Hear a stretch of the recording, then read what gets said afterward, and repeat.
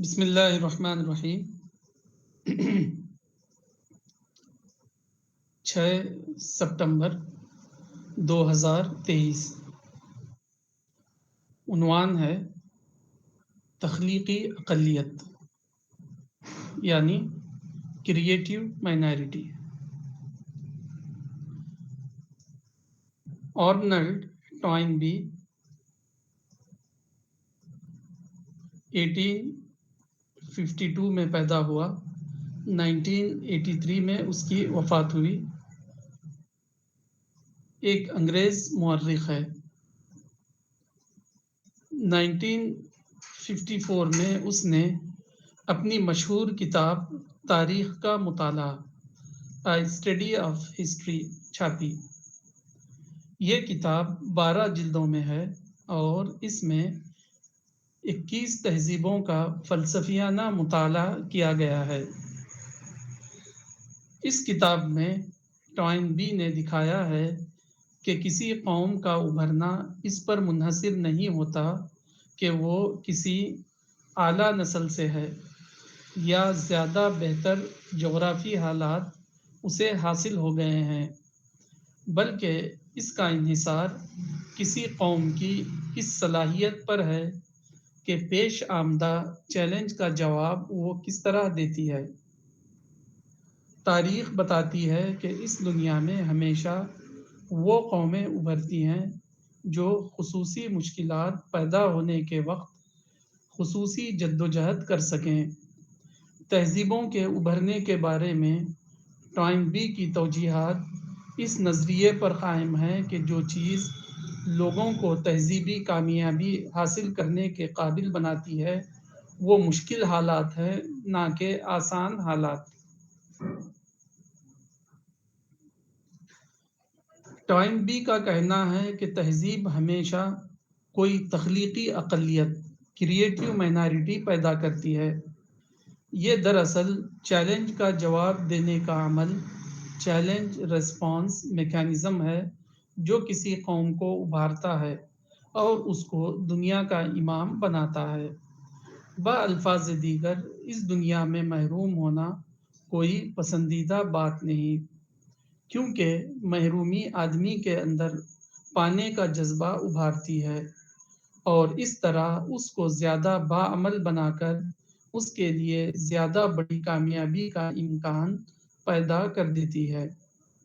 مشکل حالات میں گھری ہوئی ایک قوم اگر رد عمل کی نفسیات میں مبتلا ہو تو وہ اپنے حالات سے صرف فریاد و احتجاج کی غذا لے گی، اور اگر وہ حالات سے اوپر اٹھ کر مثبت طور پر سوچے تو اس کو نظر آئے گا کہ اس کے مشکل حالات اس کو نئی شاندار کامیابی کا زینہ فراہم کر رہے ہیں.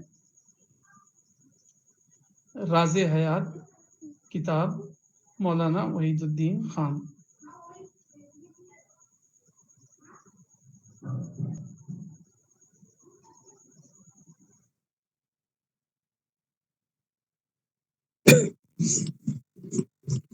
جی، اس آرٹیکل سے مجھے یہ لرننگ مل رہی ہے کہ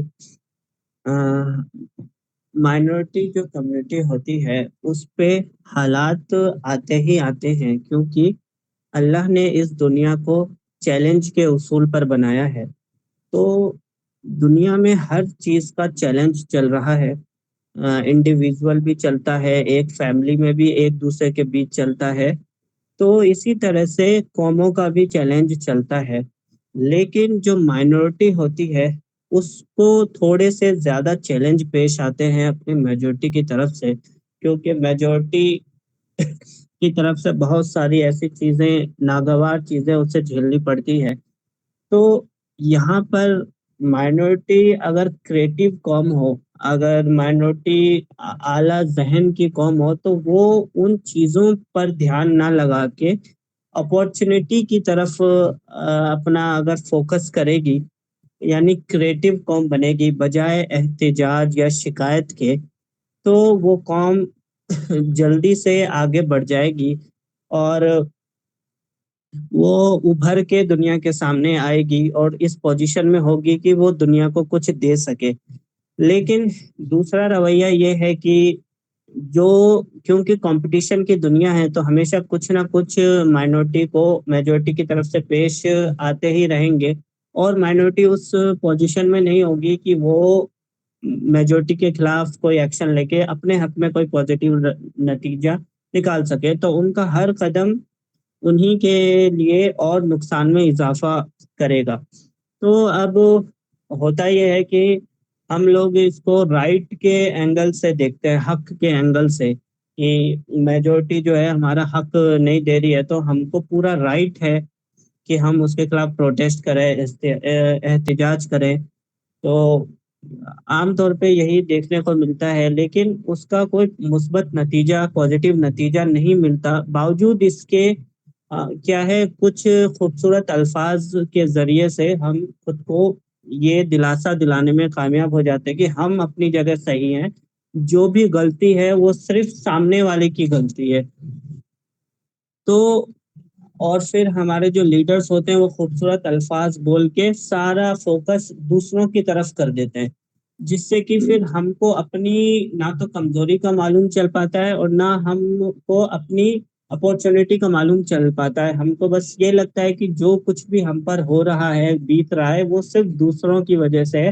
اگر دوسرے سدھر جائیں، اگر وہ حق پرست ہو جائیں تو ہمارے سارے مسئلے سالو ہو جائیں گے.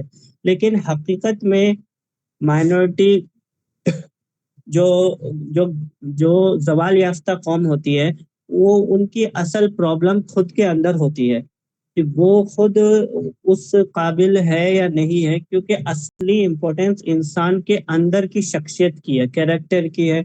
وہ چیزوں کو کس زاویے سے، نظریے سے دیکھتا ہے. کیونکہ ہم دیکھتے ہیں کہ دنیا میں بہت ساری قوموں کے اگزامپل ہے کہ کس طرح سے انہوں نے اپرچونٹی کو دیکھا اور آج کامیاب ہے. جیسے کہ ملیشیا ایک قوم تھی جنہوں نے آج کتنی ترقی پر ہے، کیونکہ ان کے پاس بھی پرابلم تھی. ملیشیا نہیں، سنگاپور اور ملیشیا یہی ہے دونوں کی. سنگاپور ایک مائنورٹی تھا جو کہ ایک مسلم بہل دیش کے بالکل کنارے پر تھا. اب سنگاپور کو چاہیے تھا یا تو وہ زمین کو لے کر لڑائی جھگڑے کرے، اپنے قوم کو بھڑکائے، یا پھر ملیشیا کے ساتھ وہ سارے اپنے جتنے بھی کھٹاس تھی اس کو ختم کر کے وہ صرف اپنی ترقی پر دھیان دے. تو سنگاپور نے بجائے زمین کا کچھ بٹوارے میں ناانصافی کو درکنار کر دیا، تھوڑا سا سمجھوتا کر لیا، اور اس کے بدلے میں انہوں نے اپنا سارا فوکس اپنے اندرونی پر دیا. تو اس کا بیٹر نتیجہ یہ نکلا کہ آج سنگاپور ملیشیا سے بھی زیادہ آگے نکل چکا ہے. تو یہ بہت بڑی مثال ہے کہ کیسے ایک سنگاپور ایک ٹاپو جیسا ہے جو کہ آج ایشیا کا سب سے امیر بن چکا ہے. تو کم تعداد معنی نہیں رکھتی کہ ہم اپنا فوکس کس طرف لگا رہے ہیں. تو اگر ہم کریٹو بنیں گے تو ہم دنیا میں سب سے آگے بڑھ سکتے ہیں. اور اگر ہم صرف دوسروں پر بلیم ڈال دیں کہ دوسرا جو بھی ہمارے پہ حالات ہے اس کا ذمہ دار دوسروں کی سازش ہے، تو اس سے ہمارے دوسروں کا کچھ بگڑے یا نہ بگڑے لیکن ہمارے حق میں کوئی بھی پازیٹیو چیز نہیں آئے گی. جی.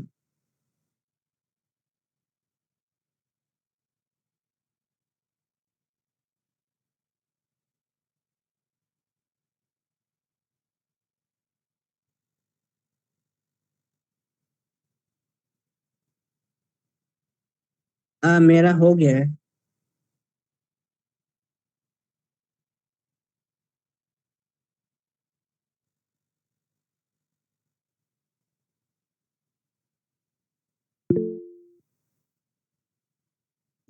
ہاں سر، سنا میں نے. بہت اچھا آپ نے بتایا اس میں.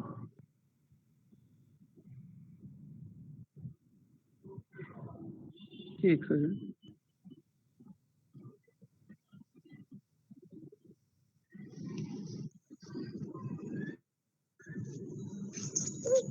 بسم اللہ الرحمن الرحیم. آپ نے سنگاپور کی بہت اچھی مثال دی کہ اس نے اپنے نیبرنگ ریجن سے ریکنسیلیٹ کیا اور پھر اپنی ترقی پر فوکس کیا، حالانکہ اس کا حجم ایریا سب بہت چھوٹا ہے، لیکن دنیا کے ٹاپ اس میں آتا ہے، اکنامیکلی ڈیولپ ملک میں. یہ مثال ہے. ایسی ہی سیم مثال جو ہے ہمارے ملک کے اندر بھی دیکھ سکتے ہیں آپ. جو مارواڑی ہیں پر کریں میں آپ گھومیں تو آپ کو لگے گا کہ جو ہے ریگستانی علاقہ ہے، پانی کی، ہریالی کی وغیرہ کی کمی ہے.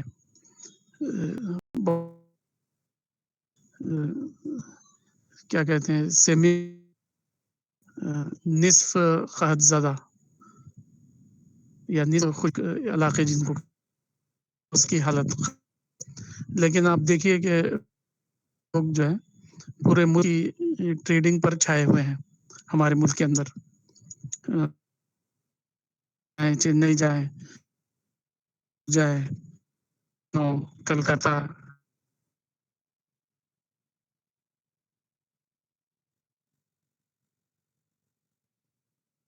ان کے پاس کوئی ایسے یہ نہیں ہے، ریسورسز نہیں ہے. تو ٹوائن بی کی بات بہت زیادہ صحیح ہے کہ اس نے دنیا کی بڑی بڑی تہذیبوں کی اسٹڈی کی، اس نے بہت بڑی بڑی تہذیبوں کی اسٹڈی کی، اور اس نے جو ہے تہذیبوں کی بات بتایا اس نے کہ گریٹ سویلائزیشن ہمیشہ مائنارٹی کمیونٹیز کی طرف سے ایمرج ہوئی ہیں. ان لوگوں نے اس کو وجود دیا ہے، اس کا کہنا ہے. تو اس نے یہ جاننے کی کوشش کی اپنی پوری زندگی میں. اس کی یہ جو کتاب چھپی تھی تقریباً جو ہے 12 جلدوں میں غالباً چھپی ہے وہ. تو اور 1935 سے شاید اس نے شروع کیا چھاپنا، اور 1960 تک چھپتی رہی وہ ایک ویلیوم ہو کر.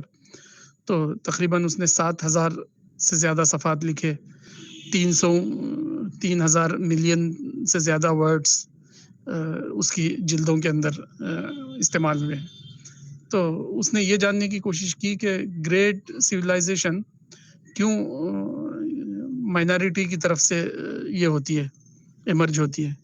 تو اس کا کہنا ہے کہ جو ہے اصل میں کریٹیو مائنارٹیز جو ہوتی ہے وہ میجارٹی کے پریشر میں ہوتی ہے. کبھی جو ہے ان کی طرف سے اس کو ظلم کو سہنا پڑتا ہے، کبھی اس کو جو ہے میجارٹی کمیونٹیز جو ہے پریشرائز کرتی ہے. تو اس کا کہنا ہے کہ جو ہے اگر چیلنج بہت زیادہ ڈسٹرکٹیو نہ ہو، بہت ہی ایکسٹریم ڈسٹرکٹیو نہ ہو، تو جو ہے یہ ایک بہت بڑا پلس بن جاتا ہے اس مائنارٹی کے لیے. تو اس نے اس کا نام دیا ہے چیلنج ریسپانس میکانزم. یعنی خود انسان کے اندر جو ہے اللہ تعالیٰ نے انڈیویجول کے اندر بھی اور کمیونٹی کے اندر بھی یہ رکھا ہے کہ چیلنج پیش آتا ہے تو وہ اس کو ہینڈل کرنے اور ڈیل کرنے کی طرف جو ہے سوچنے لگتا ہے، اور اس طرح جو ہے وہ زیرو سے ہیرو بننا شروع ہوتا ہے. تو اس نے کہا کہ 21 مطالعہ کیا تو پتا چلا کہ ساری مائنارٹیز تھی جنہوں نے گریٹ سویلائزیشن کو یہ دیا، وجود دیا. تو اس کی یہ بات بالکل صحیح ہے. قرآن کے اندر بھی اگر آپ دیکھیں تو قرآن کے اندر یہ کہا گیا ان مع العسر یسرا، کہ ہر اپرچونٹی بھی ہے، ایز بھی ہے. تو ٹوائن بھی کہتا ہے کہ کوئی انڈیویجول ہو یا کوئی کمیونٹی ہو، مشکل حالات میں ان ڈسگائز ہے. کسی کی ترقی جو ہے اس میں نہیں ہوتی کہ اس کو بہت کمفرٹ لائف ملی ہوئی ہو، ہر طرف جو ہے اس کے اویلیبل ہو. کوئی بھی فرد جو ہے اس وقت گریٹ ترقی کرتا ہے جبکہ اس نے ڈیفیکلٹیز کے اندر جنم لیا ہو.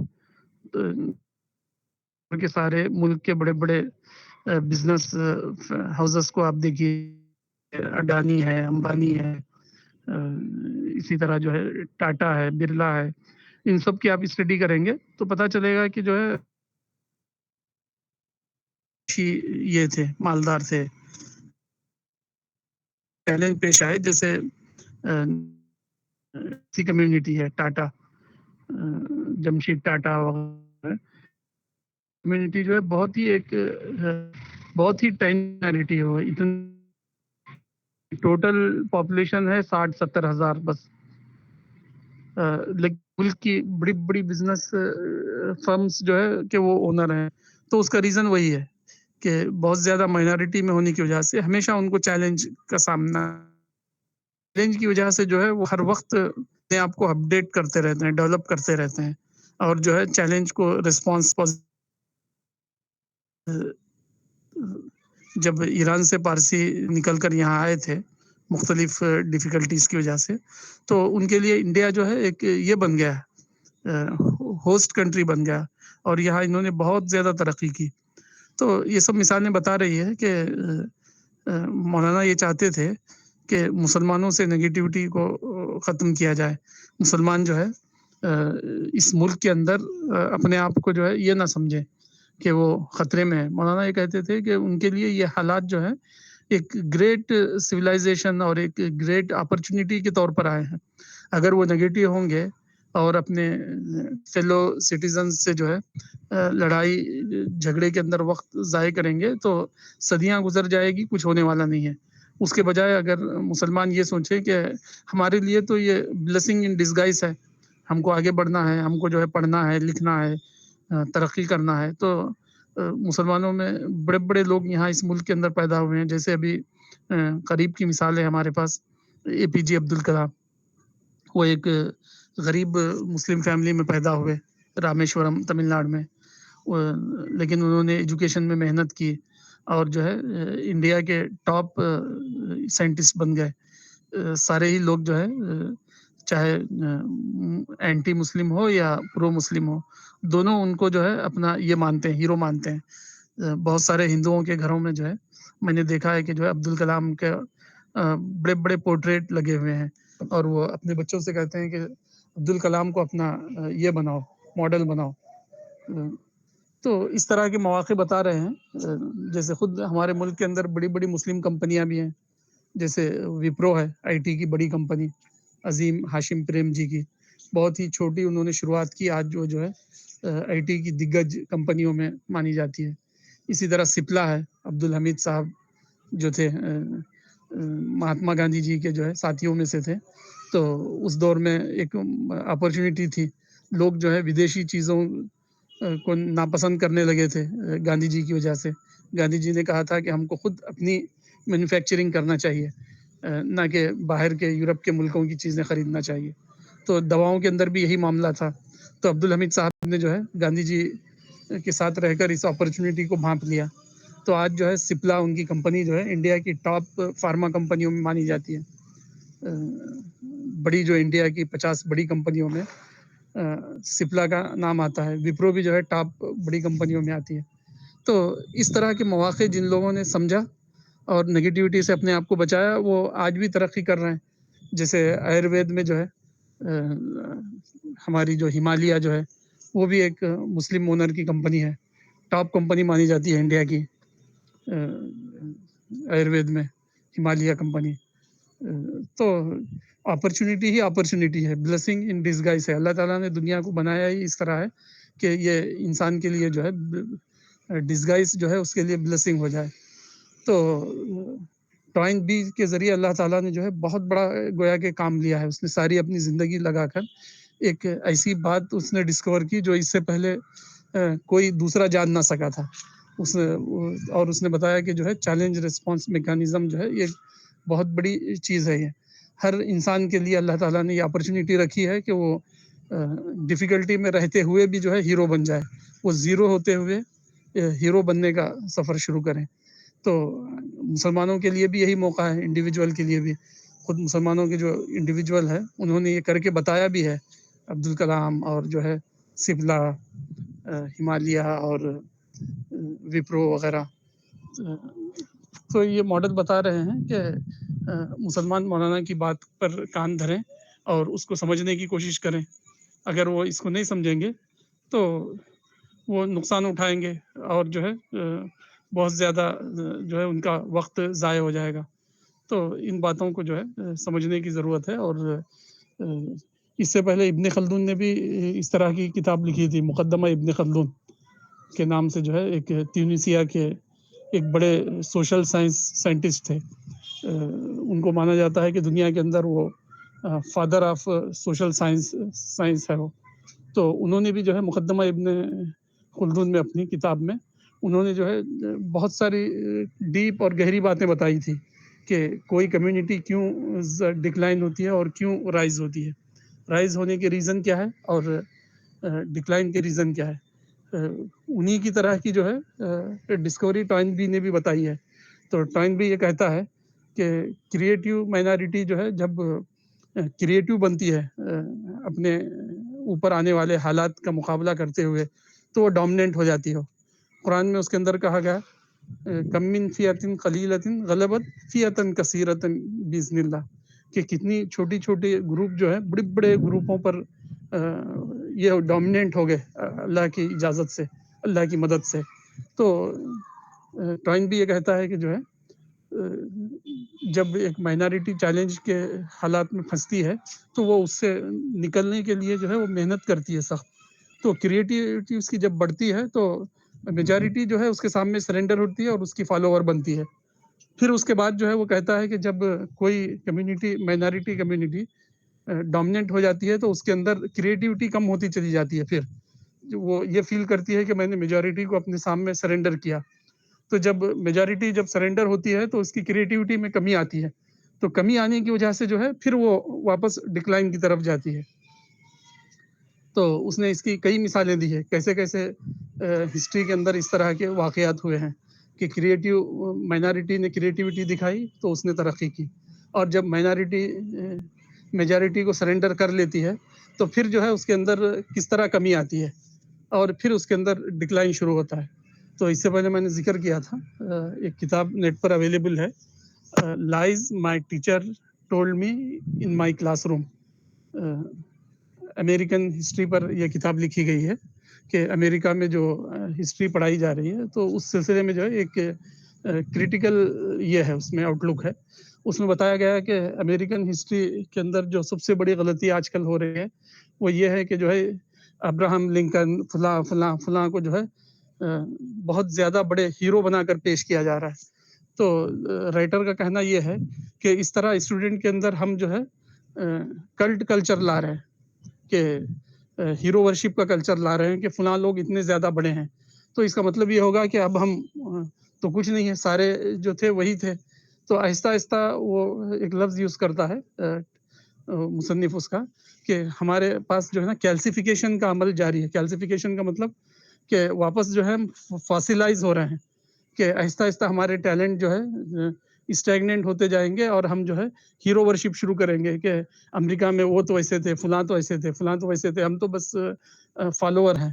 تو وہ یہ کہتا ہے کہ اس طرح جو ہے امریکہ کی جو پوری دنیا میں جو لیڈرشپ یا اس کا سائنٹیفک کنٹریبیوشن ہے اس میں کمی آتی جائے گی اس طرح کی ہیرو ورشپ کی وجہ سے. تو وہ کہتا ہے کہ یہ پریز کرنا اپنے بڑوں کو یہ چھوڑ دینا چاہیے. تو مولانا کی بھی یہی کوشش تھی کہ مسلمان جو ہے ہر وقت کہتے ہیں ہمارے بزرگ, ہمارے فلاں, ہمارے ایلڈرس, ہمارے فلاں.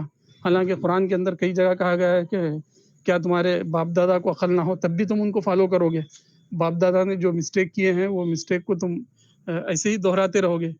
تو قرآن تو بار بار جگہ جگہ یہ کہتا ہے کہ فور فادرس کی بلائنڈ امیٹیشن چھوڑ دو, ان کے طرف کریٹیکل اس سے دیکھو. جیسے مولانا نے اس کی کئی مثالیں دی ہیں. مثلا ایک مثال مولانا یہ دیتے ہیں کہ سید احمد شہید تحریک شہیدین جس کو کہتے ہیں, تو پنجاب کے راجہ رنجیت سنگھ کو سے لڑائی کے لیے لوگ چلے گئے. حالانکہ سید احمد شہید خود نہ کوئی فوجی تھے نہ کچھ یہ تھے, وہ تو ایک مرشد اور ایک مذہبی آدمی تھے اور ان کے فالوورس بھی عام لوگ تھے. تو رنجیت سنگھ سے لڑنے کے لیے گئے تو رنجیت سنگھ کی فوج جو ہے فرانس سے ٹریننگ لے کر فرانسیسی ہتھیاروں کے ساتھ وہ یہ تھی لیس تھی. تو یہ لوگ گئے اور سارے وہیں جو ہے بالاکوٹ کے میدان میں سارے یہ ہو گئے. کچھ لوگوں نے ان کو اس سے منع بھی کیا. تو انہوں نے کہا کہ ہم جو ہے تمہاری باتوں کو نہیں سنتے, ہماری بلائنڈ فالوئنگ کرو. تو جن لوگوں نے نہیں مانا تو انہوں نے کہا کہ جو ہے من ذہب عندی فقط ذہب ایمانو, جو ہماری یہ جہاد کی تحریک چھوڑ کر جائے گا گویا کہ اس کا ایمان ہی ختم ہو گیا. اس طرح کی باتیں کہی. تو حالانکہ سوچنا یہ تھا کہ ایک طرف جو ہے ویل ٹرینڈ فوج ہے اور دوسری طرف آپ جو ہے پیروں اور مریدوں کا ٹولہ ہے جن کو کوئی ٹریننگ نہیں ہے. کرنے کی چیز تو جو ہے دوسری چیزیں ہیں. ہمیں جو ہے دعوت, ارشاد, تبلیغ کا کام کرنا چاہیے, لوگوں کے اندر جو ہے ایجوکیشن لانا چاہیے, یہ کام کرنے کے تھے.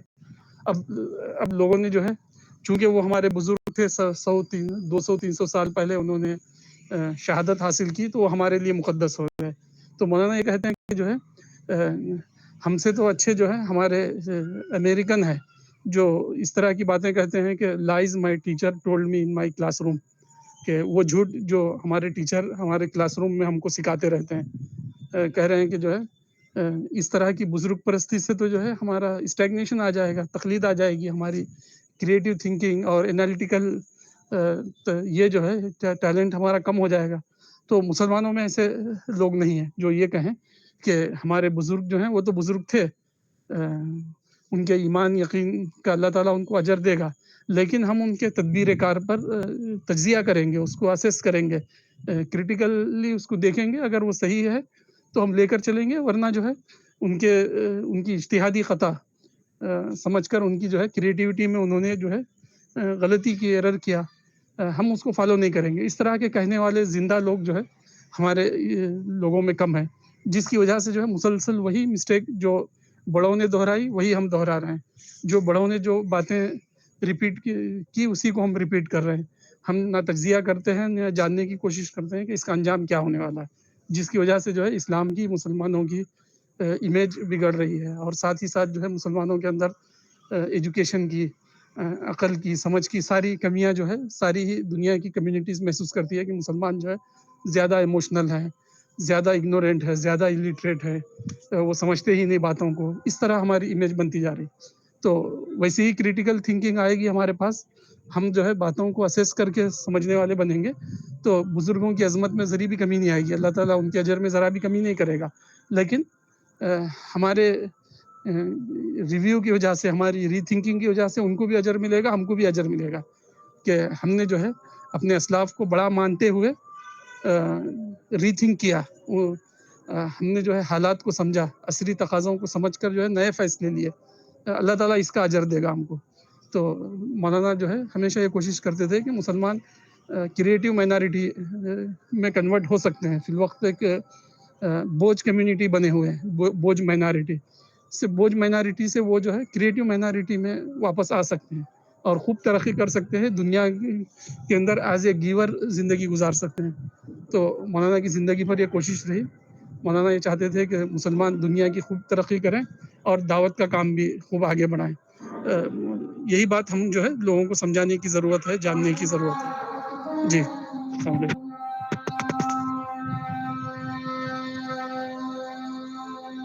جی, ایک مائنورٹی قوم دنیا میں ہمیشہ دیکھنے کو ملتی ہے, کوئی بھی دیش ہو, کہیں بھی ہو, اور اس کو ہمیشہ چیلنج فیس کرنا پڑتا ہے. تو یہ خدا کا ایک نظام ہے جو کہ مائنورٹی کے حق میں ہی ہے کہ وہ چیز ان کو بیدار کرتی ہے, ان کو ہمیشہ چیلنج میں کیا ہے برقرار رکھتی ہے. اس لیے قرآن میں ایک آیت بھی ہے کہ کتنی ہی چھوٹی قومیں بڑی قوموں پر غالب ہوئی ہے.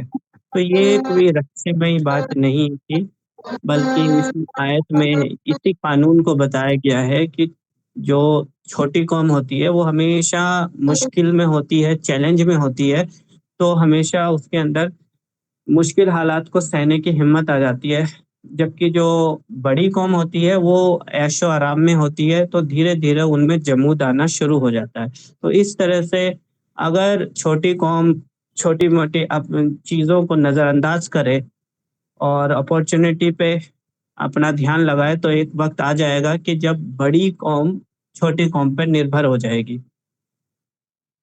جی، تو آج کا یہ بہت ہی امپورٹنٹ تھا اور پازیٹیو مائنڈ دینے کے لیے کہ ہم کو ہمیشہ پازیٹیو مائنڈ سیٹ کے ساتھ رہنا چاہیے، کیونکہ یہ جو دنیا ہے یہ خدا نے بنائی ہے، ہم نے تو بنائی نہیں ہے، ورنہ تو ہم خود اچھے اس دور میں ہوتے ہم کو جب ہمارا عروج تھا، لیکن اللہ ہی نے ہم کو اس زمانے میں بھیجا ہے جب ہم مائنورٹی میں ہے اور چیلنج ہے، تو ہم کو خدا کے اس فیصلے کو قبول کرتے ہوئے پازیٹیو ریسپانس دینا چاہیے۔ جی، تو یہی میری لرننگ ہے۔ تو آج کے اس لیکچر کو پورا کریں، ختم کریں پھر۔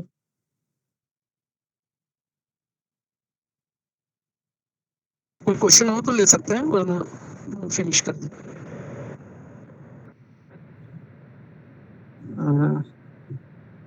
کوشچن تو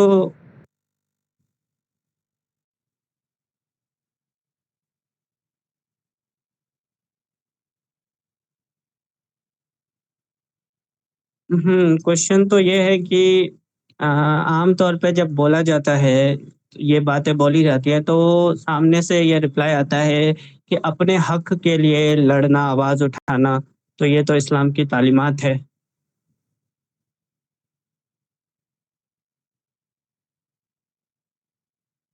تو اپنے حق کے لیے اگر آواز نہ اٹھائے تو یہ تو غلط ہوگا اسلام کی نظر میں۔ ہاں صحیح بات ہے، اپنے حق کے لیے آواز اٹھانا، اس کی دو باتیں ہیں۔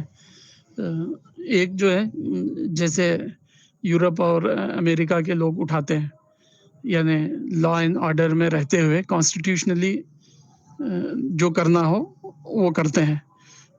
دوسری چیز ہے جس کو ہم کہیں گے، جو ہے سخت لفظ اگر ہم کہیں تو وہ جو ہے ہولی گینزم کہتے ہیں، یعنی توڑ پھوڑ مچانا، اپنے حق کے لیے آواز اٹھانے کے نام پر گورنمنٹ پراپرٹیز کو جلانا، پبلک پر حملہ کرنا، فساد کرنا، یہ جو ہے کوئی حقوق طلبی نہیں ہے۔ یہ آدمی بہت زیادہ تعلیم یافتہ ہو، سمجھدار ہو تو کانسٹیٹیوشنلی، جیسے لوگ کہیں کچھ دھرنے پر بیٹھتے ہیں تو کوئی مسلمان بیٹھنا چاہے تو وہ بیٹھیں، لیکن حقوق طلبی کے نام پر ہمارے حقوق نہیں مل رہے ہیں، اس لیے ہم فساد مچائیں گے تو پولیس کی گولیاں بھی کھانا پڑے گا اس کے ساتھ ہی ساتھ، تو اس کے لیے بھی مسلمانوں کو تیار رہنا پڑے گا، پراپرٹی جلائی جائے گی، فساد ہو جائے گا۔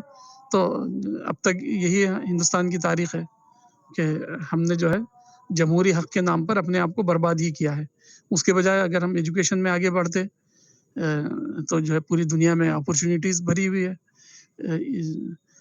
جتنے ہندوؤں کی جو اچھی فیملیز ہیں، ٹیلنٹڈ فیملیز، دن بدن کینیڈا، امریکہ، یورپ، آسٹریلیا میں جو ہے دنیا کی جو ہے اونچی کرنسیوں میں جو ہے اونچی کمائیاں کر رہے ہیں، تو ہم بھی وہاں چلے جاتے ہیں، کیونکہ ہم نے اپنے آپ کو ڈیولپ نہیں کیا، تو نہ ہم کو انڈین کرنسی کمانے کا موقع ملا، نہ فارن کرنسی، وہی ہلکی پھلکی جو ہے نا انکم میں رہنا، اور جو ہے جمہوری حقوق کی باتیں کرنا اور مختلف سیاسی پارٹیوں کی ووٹ بینک بننا، یہی مسلمانوں کا مقدر ہوا۔ اگر اس کے بجائے جمہوری حق تعلیم بھی تو ہے، جمہوری حق ایجوکیشن بھی ہے، جمہوری حق جو ہے اپنے آپ کو ڈیولپ کرنا بھی ہے، تو یہ کیوں ہم نے نہیں کیا؟ صرف پولیٹیشین کی جو ہے کو فیڈنگ کرنا اور اس کو جمہوری حق سمجھنا، یہ جو ہے ذہنی بونے پن کی علامت ہے، اس سے مسلمانوں کو باہر نکلنا چاہیے۔ جی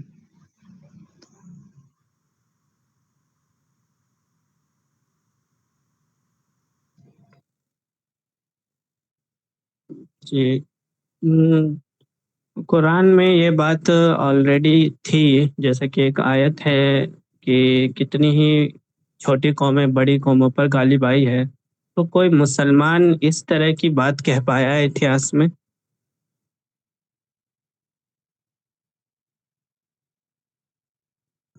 کیا کہہ رہے ہیں؟ آپ کا کوشچن کیا ہے؟ قرآن میں اس طرح کی ایک آیت بھی ہے، تو کیا اس آیت کے ہی حوالے سے کوئی مسلمان اس بات کو اتہاس میں کوئی کہہ پایا تھا؟ میرے علم میں تو نہیں ہے، ڈسکوری کی سطح پر میں سمجھتا ہوں ٹوائن بھی پہلا آدمی ہے، واللہ عالم۔ اس نے جو ڈسکوری کی ہے وہ بہت بڑی ڈسکوری ہے، شاید تاریخ میں پہلی بار ہے۔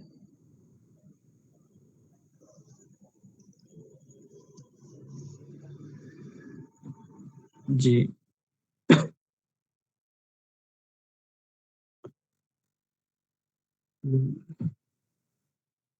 ایک سوال یہ ہوتا ہے کہ جب ظلم ہو رہا ہو تو اس سچویشن میں کیا کرنا چاہیے؟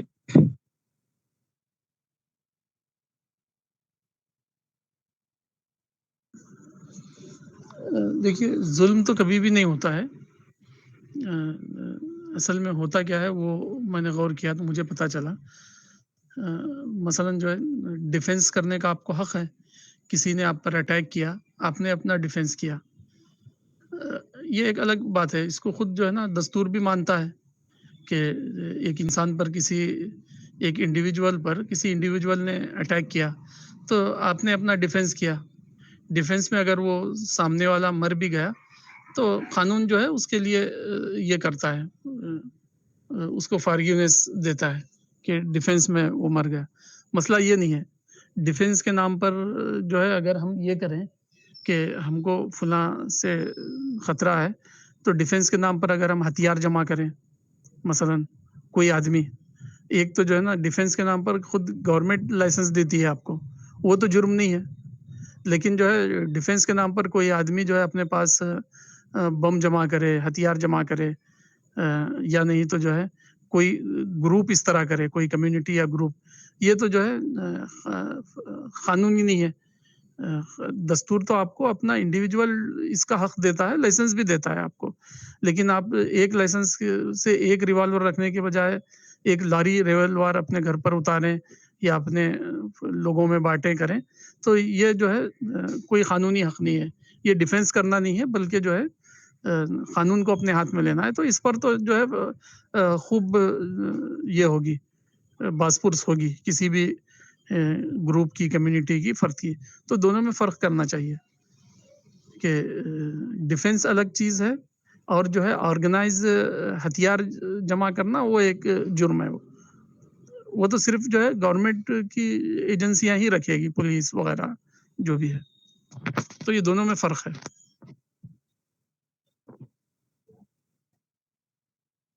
جی جی تو پھر آج کا اس پروگرام کو اینڈ کرتے ہیں۔ ٹھیک ہے، ٹھیک ٹھیک، یا آپ کو کچھ بات کہنی ہے؟ نہیں ٹھیک ہے، اس پر بس کر دیتے ہیں۔ جی جی ٹھیک ہے، السلام علیکم۔